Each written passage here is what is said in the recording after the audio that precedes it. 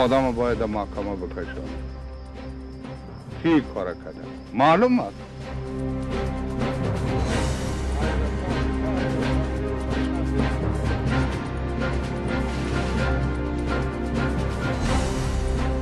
شفاخانه دایشگاه ما و شما هجوم بردن، حمله کردن، طفلا را کشتن، خانما را کشتن.